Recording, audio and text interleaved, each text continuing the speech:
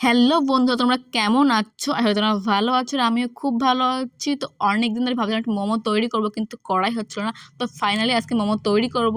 আর মোমোর সাথে যদি একটু গরম গরম ঝাল ঝাল চাটনি হয় তাহলে কিন্তু কথাই নেই। তো এখানে আমরা কিন্তু মাংসটা ভালো করে মিক্সারে দিয়ে ব্লেন্ড করে নিয়েছি। তারপরে গাজর কুচি দেবো, পেঁয়াজ কুচি দেবো, তারপরে লঙ্কার কুচি দেবো, তারপরে আদা রসুন 1 চামচ করে আমরা দেবো। তারপরে দেখো চিলি সস দেবো, তারপরে স্বাদ মতো একটু লবণ দেবো, তারপরে একটু লেবু দেবো। আর লেবু দিলে কিন্তু মোমোর ফ্লেভারটাই কিন্তু পাল্টে যায়। তারপর একটু গোলমরিচের গুঁড়ো দেবো। সব কিছু দেওয়ার পরে ভালো করে মাখিয়ে নেব। তো দেখো চামচ দিয়ে কিন্তু মাখানো যাচ্ছিল না।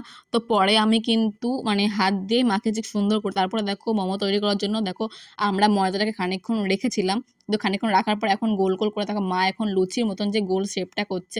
তো তারপরে দেখো আমি দেখো মোমোর যে পুরটা ওইটা কিন্তু আমি এখন মোমোতে তৈরি করছি।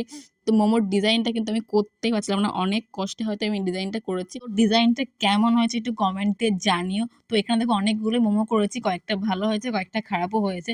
তো এখন আমি মোমোটা ভাপে বসাবো। তো দেখো এখানে ফুটো থালার উপরে ভালো করে তেল দিয়ে নিচ্ছি, তারপর মোমোগুলো এক এক করে কিন্তু থালাতে দিয়ে নেব, দিয়ে আমরা ভাপে বসিয়ে দেবো।